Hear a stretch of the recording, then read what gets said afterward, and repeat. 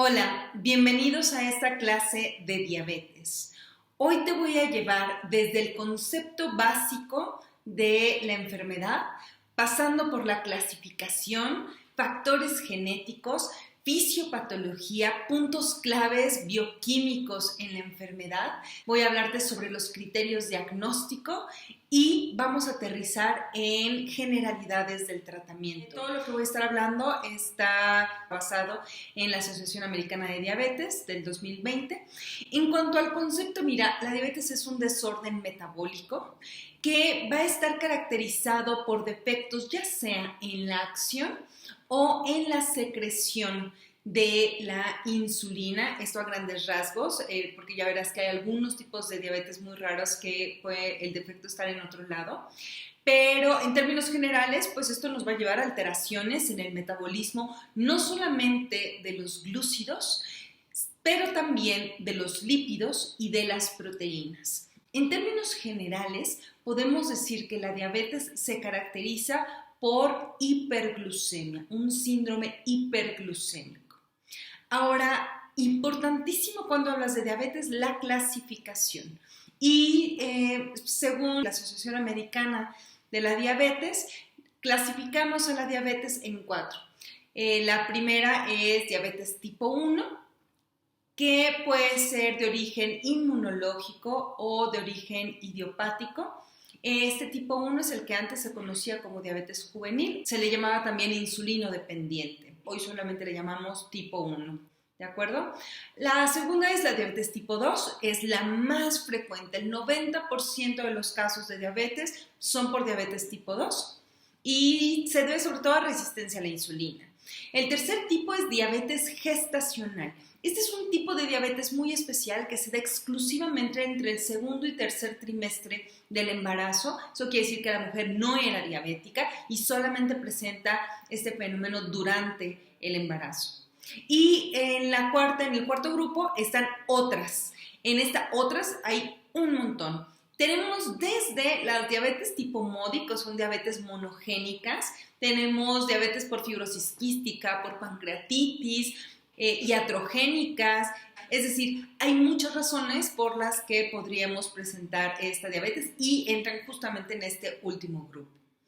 Ahora, en cuanto a los aspectos genéticos de la diabetes, quiero que consideres que lo dividimos en dos. Están las monogénicas y poligénicas. Monogénica quiere decir que hay un solo gen responsable y poligénica, pues que son muchos genes. En monogénica, la más representativa está la tipo MODY. Y de estas tipo MODY, resulta que MODY 2 es la deficiencia de glucosinasa. ¿Te acuerdas de esta enzima? Ya te la había mencionado. Y en monogénica también tenemos a la diabetes permanente del neonato, que por sus siglas en inglés conocemos como PNDM.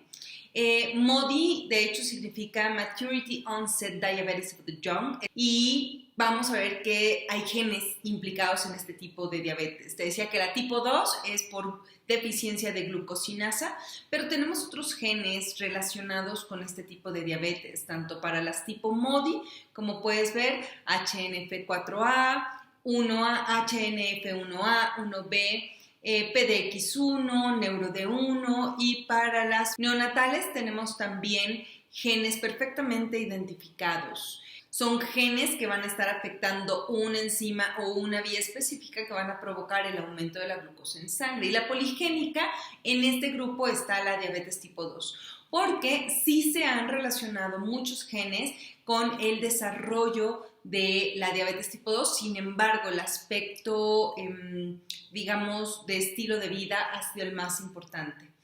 Vamos a hablar un poco entonces sobre la fisiopatología. ¿Qué sucede con la diabetes? Bueno, hasta el momento hemos estudiado cómo se lleva a cabo el metabolismo de los glúcidos de manera fisiológica. Cuando tú consumes glúcidos en la dieta, la glucosa sube en el plasma, esto se llama hiperglucemia, y es pues normal porque acabas de consumirla y en el proceso de digestión y absorción, pues esta glucosa aumenta en el plasma.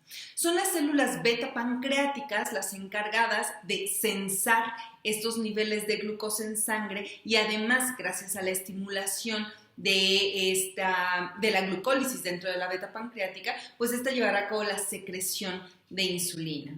Esta insulina pues tiene el efecto de unirse a su receptor para llevar a cabo sus efectos en diferentes tejidos. Dependiendo de la célula, dependiendo del tejido, pues será el efecto. Aquí te pongo como ejemplo una célula insulinodependiente que requiere la translocación del glucotransportador para poder aceptar a la glucosa y utilizarla, pero te planteo también la unión de la insulina al hepatocito y al miocito en donde llevará a cabo sus efectos. El tema es que cuando no hay insulina, ya sea porque no se secreta o como te marco aquí en rojo en el receptor, algo sucede en el receptor que no puede llevar a cabo su efecto, pues obviamente todos los efectos que ya conoces de la insulina pues no se van a poder llevar a cabo. Y esto va a provocar alteraciones en el metabolismo, pues principalmente de estos tejidos. Y esto se va a traducir como incremento de la glucosa en sangre y esto se llama hiperglucemia, que por definición está presente en la diabetes. Entonces, las células, tejidos insulinodependientes, pues no van a tener el aporte de este sustrato para metabolismo energético, pero pensemos en el hepatocito, en donde la glucosa va a estar entrando, va a llevar a cabo, por ejemplo, glucólisis, pero cuando satisface su requerimiento energético, activa vías de glucógeno, de lípidos y transporte de lípidos, por ejemplo, a el tejido adiposo, pues para poder hacer algo con esta glucosa, porque evidentemente, pues, como te he explicado, es súper valiosa y no deberíamos de tirarla ni desecharla. Entonces, por ejemplo, cuando se activa la lipogénesis, porque el glucógeno ya está a tope, ya no podemos guardar más glucógeno, al echarse a andar la lipogénesis, pues también se van a ensamblar lipoproteínas con el objetivo de ser llevadas al tejido adiposo. Pero resulta que estas lipoproteínas también requerían de que la insulina estuviera activa para poder dejar sus lípidos en el tejido adiposo, esto gracias a la lipoproteína lipasa. Al no tener la insulina estos efectos, pues entonces estos tejidos insulinodependientes, el tejido músculo, esquelético y adipocito, pues no tienen suficiente energía, no tienen sustratos. Y como no tienen suficientes sustratos para llevar a cabo su metabolismo energético, entonces activan vías de rescate. Estas vías de rescate son principalmente la lipólisis y la proteólisis. ¿Por qué? Pues porque la intención es poder brindar o hacer llegar al hepatocito sustratos a partir de los cuales yo puedo obtener glucosa. ¿Por qué quiero glucosa? Pues porque me estoy quedando, estos tejidos insulinodependientes tienen el mensaje de no tenemos energía. Entonces, bueno, ahí está el pobre hepatocito. Imagínate, metiendo glucosa porque pues él tiene a GLUT2 expresado, no tiene problema para meterlos y tiene una glucosinasa, entonces está fosforilando toda la glucosa, pero aparte está recibiendo glicerol, aminoácidos, ácidos grasos para hacer gluconeogénesis, beta-oxidación, hace gluconeo para sacar más glucosa del sistema, muchas gracias, ya tenía mucha glucosa y bueno, estas vías activas provocan hambre, una sensación de hambre, esto es a nivel del sistema nervioso central, se regula, lo que se va a traducir en polifagia, es decir, un consumo aumentado de alimentos. Por otro lado, conforme esta glucosa sigue elevándose en sangre, resulta que se supera el umbral renal a la glucosa. Ya te había hablado yo de este concepto y el umbral renal a la glucosa es de 180 miligramos sobre decilitro. Eso quiere decir que en el momento en el que se supera esta cantidad, se empieza a desechar la glucosa a través de la orina. Esto se llama glucosuria y resulta que la glucosa es osmóticamente activa. Por lo tanto, si se está tirando glucosa por orina, también se va a estar jalando agua y esto se va a traducir como poliuria. La poliuria es el aumento en el volumen de micción, en el volumen de orina. Esta pérdida constante de agua pues me va a provocar deshidratación. Y esta deshidratación, pues obviamente será sensada también estos cambios hidroelectrolíticos a nivel del tálamo y va a estimular el centro de la sed. Esto va a provocar polidipsia, es decir, mucha sed.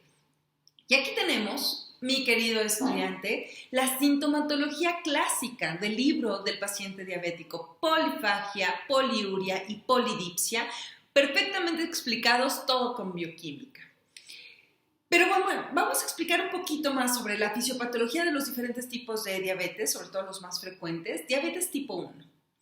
En la diabetes tipo 1 ya te explicaba yo que la tenemos de dos tipos. Conocemos idiopática, que pues francamente no sabemos por qué se genera, y tenemos otra que está perfectamente identificada, que es de origen autoinmune.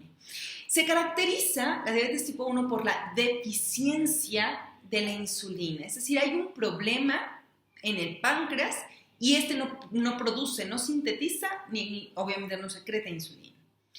Esta respuesta autoinmune que ha sido explicada para la diabetes tipo 1 está mediada por células y este tipo de respuesta inmunológica se llama hipersensibilidad tipo 4. Cuando llegues a inmunología lo vas a entender con mucha más claridad. En términos, digamos, como muy sencillos, todo se trata de la tolerancia. Todo empieza en la tolerancia que tienen los linfocitos T a los propios tejidos. Entonces, estos linfocitos T propios resulta que montan una respuesta que no deberían de montar hacia las células beta pancreáticas de la persona. Esto obviamente va a resultar en pues todo un proceso inflamatorio que literal va dirigido a destruir a las células.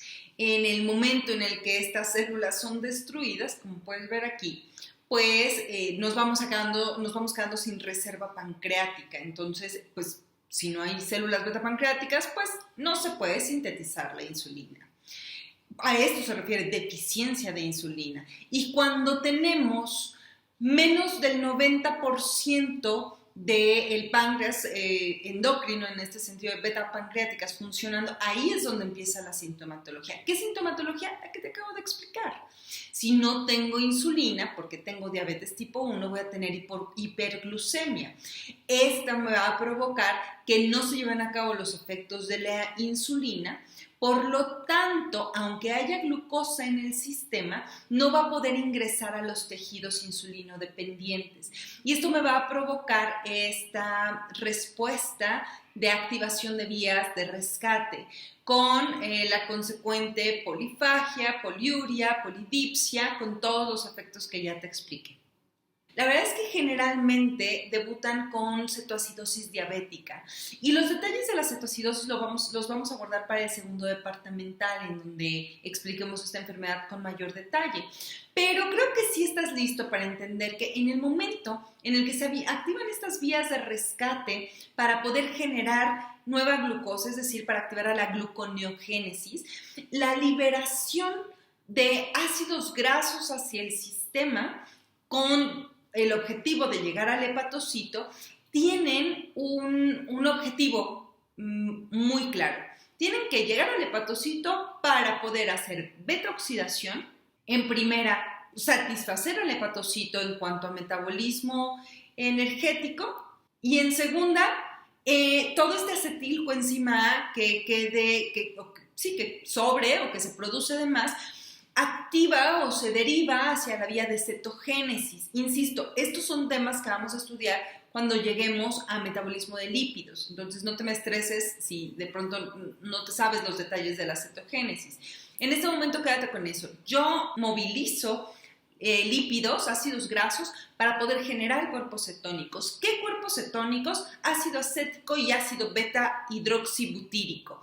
Porque estos cuerpos cetónicos pueden ser llevados a otros tejidos para ser utilizados como sustrato energético. Sobre todo, por ejemplo, van dirigidos al corazón, van al cerebro, van a músculo esquelético. Entonces, son súper valiosos estos cuerpos cetónicos. El tema es que cuando se producen de más, estos aumentan en plasma y van a estar circulando en su forma ácida, es decir, justo como ácido acético y ácido beta-hidroxibutírico.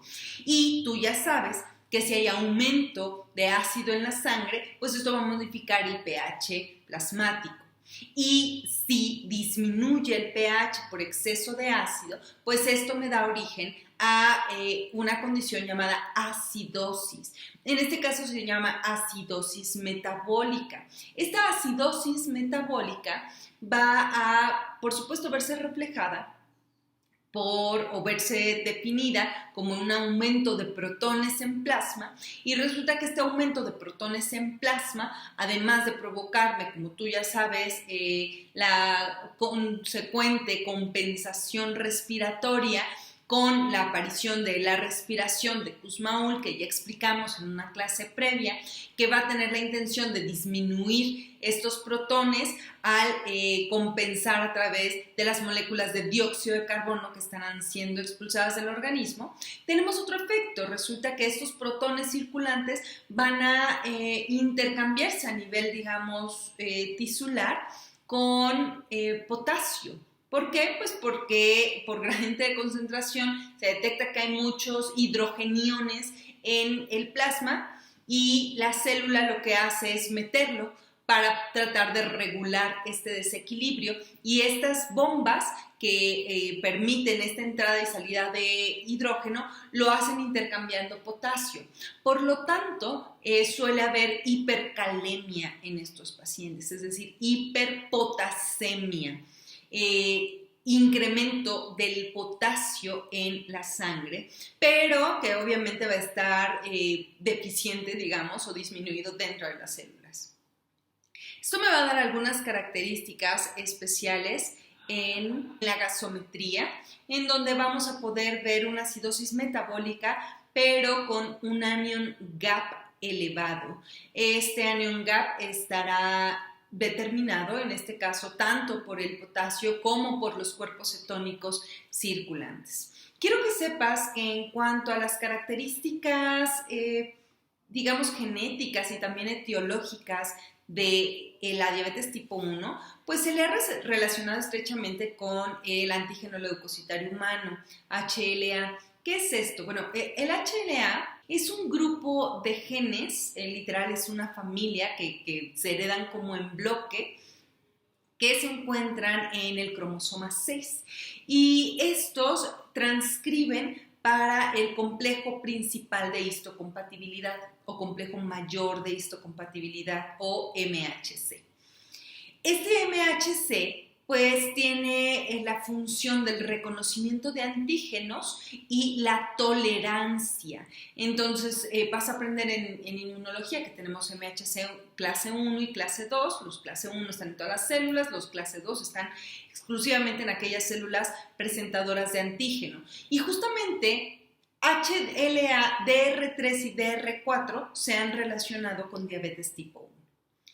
En el paciente diabético tipo 1, el tratamiento es insulina, pero si debuta con cetoacidosis, lo primero que se hace es el restablecimiento hidroelectrolítico y después, por supuesto, insulina, porque sin insulina no podremos resolver nada. Entonces, el problema en el paciente con diabetes tipo 1 es la deficiencia completa de insulina. Ahí es donde está el defecto. Ahora, vamos a platicar un poquito sobre la diabetes tipo 2. La diabetes tipo 2, como te adelantaba desde el inicio de clase, pues es un tipo de diabetes, en primer es la más frecuente, es responsable hasta el 90% de todos los casos de diabetes. Es poligénica, es decir, hay muchos genes que se han asociado a ella, no solamente una. Está súper relacionada con obesidad y con sedentarismo. Por supuesto, se ha relacionado su riesgo cuando hay antecedentes heredofamiliares, es decir, familiares de primera línea que tengan diabetes. Y la historia va más o menos así. En un paciente con obesidad y sedentarismo, pues el tejido adiposo está aumentado en tamaño y también en número. A esto se le conoce como hiperplasia e hipertrofia del tejido adiposo. Pues esto es la fisiopatología de la obesidad, que de hecho estudiaremos en el siguiente departamental. Este aumento en el número y tamaño de los adipocitos altera su perfil de secreción endocrina, provocando inflamación sistémica de bajo grado. Esta vez lo vamos a dejar hasta ahí. Y además esta inflamación genera estrés oxidativo y el estrés oxidativo genera inflamación. El tema es que toda esta inflamación de bajo grado y estrés oxidativo terminan afectando al receptor de insulina. Y esto provoca resistencia a la insulina, es decir, el receptor está ahí, pero hay algo algo que evita que la insulina logre su efecto. Entonces, pues cuando yo tengo incrementada la glucosa, vamos a regresarnos un poquito en el tiempo y tenemos un paciente con una dieta riquísima en carbohidratos, en lípidos, que no hace nada de ejercicio y come 3-4 veces al día y no se mide para nada en el tipo de alimentos, pues esta glucosa va a estar incrementada siempre, va a estar estimulando a las beta pancreáticas y pues las beta pancreáticas se van a poner a trabajar. Y al trabajar tanto van a provocar una secreción exagerada de insulina tratando de compensar esta glucosa que está entrando al sistema de manera también exagerada. A esta condición se le llama hiperinsulinismo, es decir, en una primera fase de hecho hay mucha insulina y de hecho pues esto es congruente con la obesidad. La insulina va a ayudar a que toda esta glucosa se guarde en forma de tejido adiposo. Resulta que, por ejemplo, en esta fase de hiperinsulinemia, nosotros tenemos un dato dermatológico indirecto que nos habla de ella y es la acanthosis nigricans. Es este dato que muestra obscurecimiento y también aumento en el grosor, digamos, de los pliegues, se presenta en cuello, en axilas, en ingles, y se debe a la activación de receptores IGF-1 en fibroblastos y queratinocitos. Esto porque la insulina logra estimular también a estos receptores y de esta manera se incrementa no nada más el color, sino también la queratinización de estas regiones, provocando los datos característicos que nos hablan indirectamente de resistencia a la insulina. Entonces, después de mucho tiempo que el páncreas está trabajando muchísimo y que estas beta pancreáticas están a todo lo que dan, produciendo un montón de insulina, pues también están produciendo amilina, porque te acuerdas que es una de las hormonas que también producen. Esta amilina empieza a depositarse en el espacio extracelular, provocando agregación, es decir, como si se pegaran unas con otras, pedacitos de amilina, y estos oligómeros provocan inflamación y provocan muerte celular y agotamiento de esta reserva pancreática. Este dato o este concepto de reserva pancreática es importantísima porque hay variación de paciente a paciente, entonces hay pacientes que pueden pasar muchísimos años antes de acabarse esta reserva pancreática y hay otros que son mucho más susceptibles a acabar con ella y en esto también entran las cuestiones genéticas. Una vez entonces que no tenemos suficiente reserva pancreática, ya no hay suficiente insulina o hay resistencia al efecto de la insulina, pues finalmente tenemos todo el cuadro de síntomas que he explicado previamente. Esto además, cuando en un paciente diabético tipo 2 que no se hace un diagnóstico a tiempo y que esta resistencia a la insulina se mantuvo durante mucho tiempo, el paciente era diabético y ni siquiera estaba enterado, o sí estaba enterado, pero no se apegó al tratamiento, no siguió las recomendaciones ni la dieta, llega un punto en el que estos mecanismos se ven sobrepasados y que la proteólisis y la lipólisis se ven tan aceleradas, sobre todo cuando, como te decía, se ha acabado la reserva pancreática y entonces ya no hay insulina. Y en ese punto el paciente empieza a perder muchísimo peso.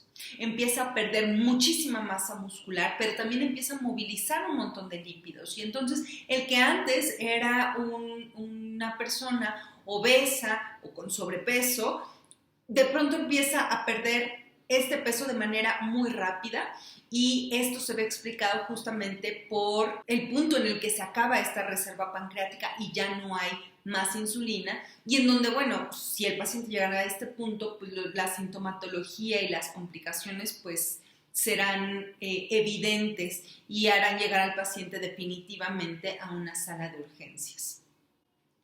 Vamos a hablar entonces, antes de meternos a las complicaciones, sobre el diagnóstico.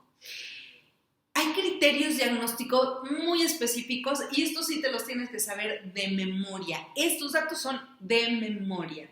Tenemos 4 criterios para hacer diagnóstico, esto según la guía del 2020, y tenemos a la glucosa en ayuno, tenemos a la prueba oral de tolerancia a la glucosa, en tercer punto tenemos a la hemoglobina glucosilada y en cuarto punto tenemos la toma de una glucosa aleatoria, es decir, al azar.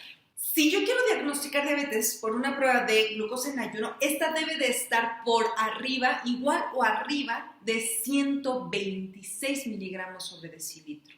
A partir de 126, ese es el punto de corte para hacer diagnóstico. En cuanto a la prueba oral de tolerancia, se dan 75 gramos de glucosa por vía oral y se mide en plasma a las 2 horas. Y si esta es igual o mayor a 200 miligramos sobre decilitro, ahí tenemos criterio diagnóstico. Hemoglobina glucosilada, aquí me quiero detener un poquito para explicarte que cuando la glucosa está presente en el plasma, dentro de las células también, hay proteínas que tienden a unirse a ella. Entonces, esta unión de las proteínas con la glucosa se llama glicación. Y hasta cierto punto es normal, o sea, la glucosa está circulando y entonces modifica estas proteínas quedándose unida a ellas. La hemoglobina es susceptible a glicación. El tema es que se va a glicar dependiendo de cuánta glucosa haya circulando. Y nosotros podemos saber más o menos cuáles son los parámetros de glucosa que esta persona tiene en promedio, sabiendo qué porcentaje de su hemoglobina está glucosilada o glicada. Lo normal es que sea por debajo de 5.7% de la hemoglobina. Y el tema es que, ¿qué crees? Que esta modificación, es decir, este enlace glucosídico, N-glucosídico que se establece entre la proteína y la glucosa es irreversible, es decir, no se rompe. Una vez que se le pega la glucosa ya no se le despega. Y si tú recuerdas el tiempo de vida media del eritrocito, que es de 120 días, pues entonces comprendes que cuando yo tengo una cifra de hemoglobina glicosilada, pues me está hablando de un promedio de cómo se ha comportado este paciente en los 3 últimos meses. Entonces, este es un valor importante porque me permite quitarme, digamos, de en medio voy a llamarlo así, el riesgo de que las pruebas sean manipuladas por el paciente. Es decir, el paciente se porta mal, pero justo desde anoche no come nada y hoy en la mañana no come nada porque ya sabe que tiene que tomarse sus estudios y que pues, es para control de diabetes y la glucosa en ayunas podría no salir tan alta. Pero con la hemoglobina glucosilada no hay manera de mentir, porque una vez que se glucosila esta hemoglobina, pues ya no hay marcha atrás. Entonces, una hemoglobina glucosilada igual o mayor a 6.5% es criterio diagnóstico para diabetes. Y finalmente, una glucosa aleatoria, esto quiere decir en cualquier momento del día que sea mayor de 200 miligramos sobre decilitro, hace diagnóstico de diabetes. Por supuesto, por ejemplo, la aleatoria, cuando hay además sintomatología, pues es mucho más claro que tenemos un término, un concepto muy importante que se llama prediabetes. Y es que es lógico. Mira, el punto de corte, vamos a hablar simplemente de la glucosa en ayuno, 126. Tú sabes que la glucosa normal va de 70 a 100, pero tienes un paciente que tiene 110 o tiene 120. Lo vas a mandar a casa diciéndole, no, hasta que cumpla 126, entonces ya te trato como diabético. Antes vete a tu casa. La respuesta es no. Si tú tienes a un paciente que presenta factores de riesgo para diabetes, factores de riesgo cardiovasculares y que ya te está presentando una intolerancia al metabolismo de los glúcidos, pues ahí es donde tienes que actuar justamente a tiempo. Y aquí es donde entra justo este concepto de prediabetes, en donde también tenemos nuestros criterios diagnósticos. Entonces, según la ADA, prediabetes con glucosa en ayuno es aquel que presenta entre 100 y 125. Con la prueba oral de tolerancia a la glucosa, aquel que a las 2 horas tenga una glicemia de 140 a 199, ese es prediabético. Hemoglobina glicada, aquel que tenga 5.7 a 6.4 es considerado prediabético. Y el único criterio o prueba que no tenemos para prediabetes es la glucosa aleatoria. Entonces, nosotros tenemos ya estos datos para poder actuar lo antes posible con nuestros pacientes. Y entonces podemos dar paso a las generalidades del tratamiento. ¿Qué hago cuando yo tengo un paciente diabético? ¿Le doy un fármaco? ¿Le doy 2 fármacos? Vas a ver que hay pacientes que se tratan con monoterapia, con terapia dual, con terapia triple o incluso algunos que son tratados con insulina. Estoy hablando de los diabéticos tipo 2. Desde el principio. Obviamente ubica que el diabético tipo 1 se trata con insulina y no hay de otra. Pero para el diabético tipo 2 tengo opciones. Y resulta que antes de los fármacos, el número 1 es los cambios en el estilo de vida. Quiere decir, modificar la dieta es importantísimo y hacer ejercicio. Estos dos puntos son fundamentales. Puedes dar todo el medicamento que quieras, pero si el paciente no hace cambios sustanciales en su estilo de vida, no va a mejorar. Ahora, en cuanto a fármacos, en la monoterapia, el fármaco de primera elección es la metformina. La metformina ha presentado muy buenos resultados con una ventana terapéutica amplia y con efectos, la verdad es que muy buenos.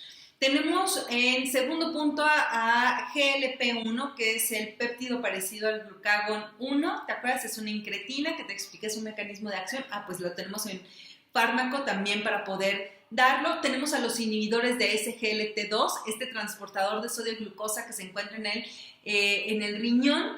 Tenemos a los inhibidores de DPP4, que es la dipeptidasa que me rompe a GLP-1. Entonces, lo que hago es inhibirlo para que esta incretina se mantenga, digamos, activa y yo tener este efecto estimulante para la producción de insulina. Entonces, el tratamiento va a ser totalmente individualizado, depende muchísimo del tiempo de evolución del paciente. Cuando nosotros tenemos una hemoglobina glicada mayor o igual a 9, en ese punto no hay nada más que pensar.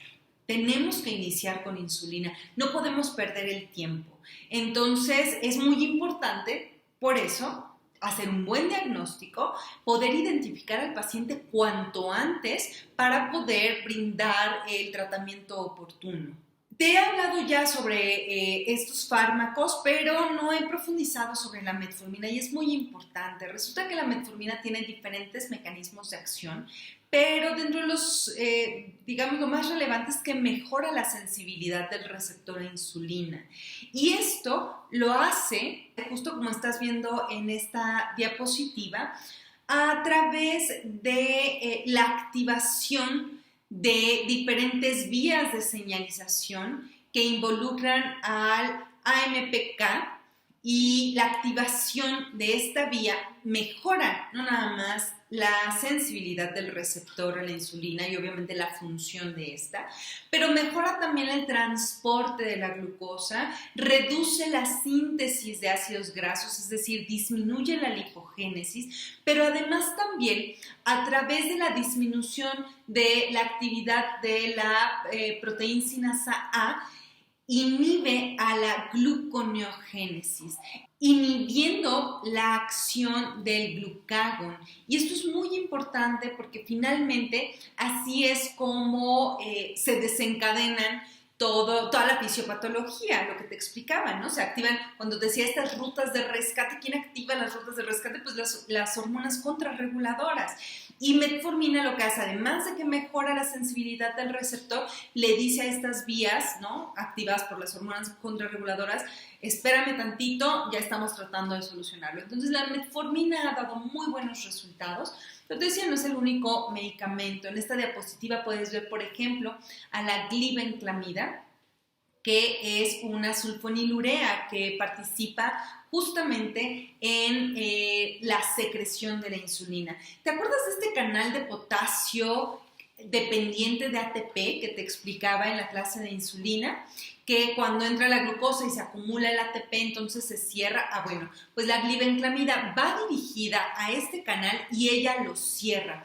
Al cerrarlo, pues entonces desencadena todo el mecanismo de secreción, es decir, cierra el canal, aumenta el potasio dentro de las células, se despolariza la membrana, entra el calcio gracias a la apertura del canal de calcio, voltaje dependiente, y de esta manera pues hay secreción de insulina.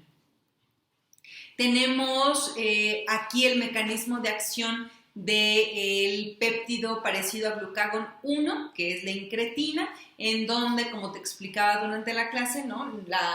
Los alimentos pues estimulan a nivel de ilion la secreción de esta incretina, sobre todo gracias a las células L, y estas incretinas tienen varios efectos. Yo te expliqué, porque estábamos en la clase de insulina, pues cómo estimula la secreción de esta insulina a nivel de la célula beta pancreática.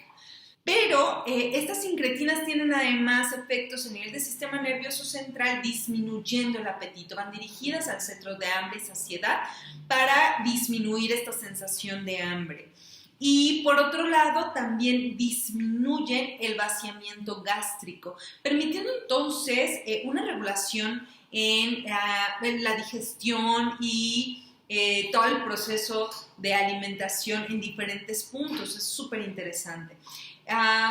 Lo único es que, por ejemplo, los fármacos que tienen este mecanismo de acción pues son elevados en costo. Y pues muchas veces en nuestro medio pues nos toca pensar también en las posibilidades tanto de nuestras instituciones de salud como de nuestros pacientes para poder adquirir este tipo de medicamentos. Otro fármaco es, por ejemplo, la dapaglifosina. La dapaglifosina es un inhibidor justamente del transportador de sodio glucosa que está presente en el túbulo contorneado proximal, en donde, como puedes ver aquí, pues al unirse a este receptor impide la reabsorción de la glucosa y permite su salida. Entonces es otro mecanismo de acción. Otro interesante, la carbosa. La carbosa es un inhibidor competitivo de la hexoglucosidasa alfa 1,4. ¿Te acuerdas? Esa alfa-glucosidasa que está en el borde del cepillo y que es la encargada de terminar la digestión justamente de las maltosas y maltotriosas con los enlaces alfa 1,4. Entonces, al inhibirla, lo que hace es inhibir la digestión y por tanto la absorción. Porque si yo no puedo cortar completamente o escindir estos enlaces glucosídicos, la glucosa no se puede absorber. Y si no se absorbe, pues nunca llega al plasma. Finalmente, pues obviamente tenemos a la insulina. Y bueno, esta no es una clase de farmacología y es que se necesita toda una clase para realmente conocer a todos los tipos de insulina que existen a nivel farmacológico. El día de hoy solamente quiero que te quedes con que hay insulinas de acción rápida, hay insulinas de acción intermedia e insulinas de acción lenta.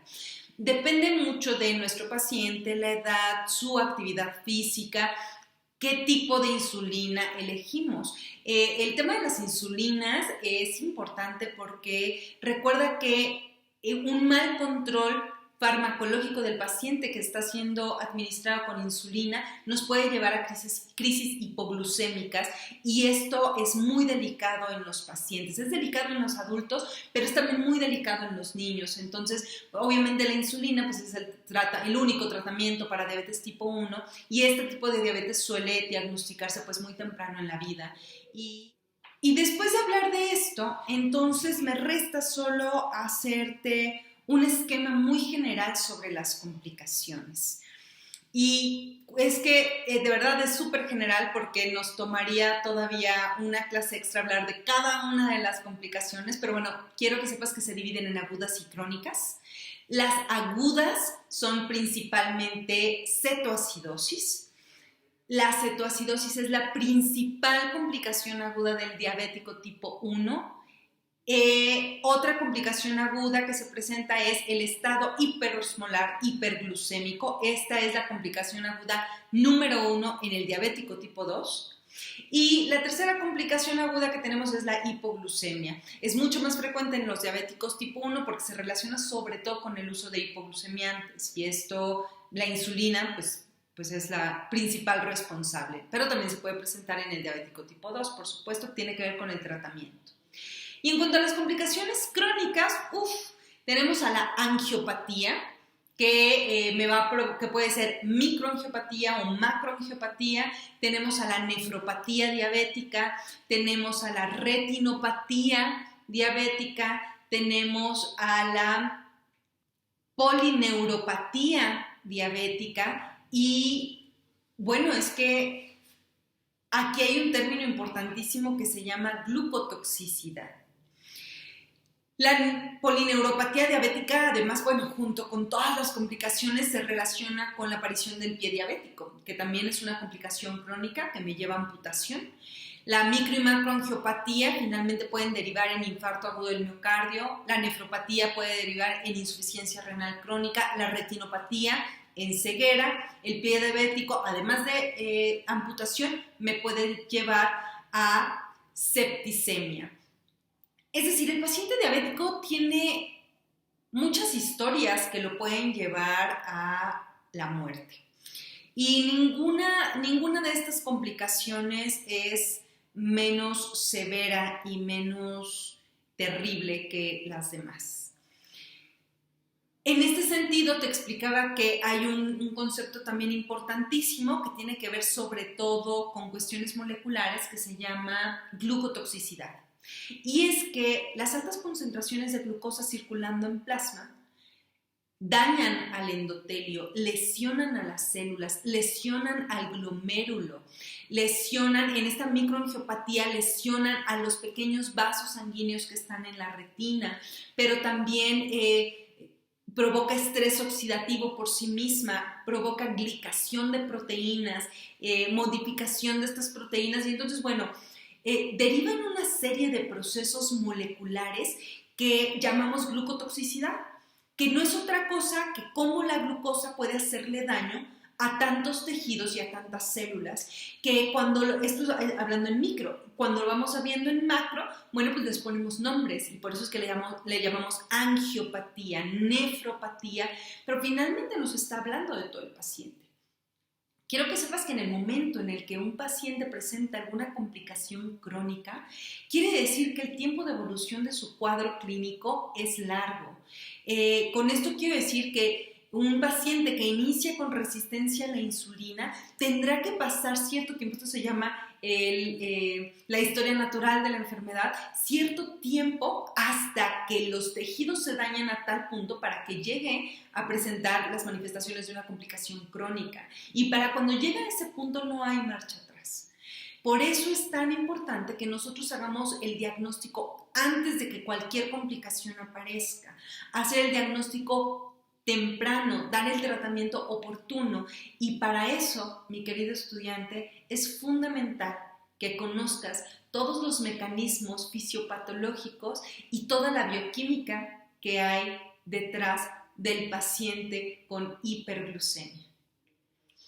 Espero que hayas disfrutado mucho esta clase, es una clase que tiene mucha integración de los temas que hemos visto y disfruta tu camino por la carrera de medicina en donde probablemente hoy es la primera vez que escuchas el tema de diabetes, pero te prometo, no va a ser la única ni la última vez en tu vida, vas a estar estudiando diabetes una y otra vez prácticamente en todas las especialidades por las que rotes en los hospitales, porque las complicaciones del paciente diabético finalmente lo llevan a estar en cada uno de estos servicios hospitalarios. Hazme saber, por favor, qué te pareció este video y pues nos vemos para la próxima.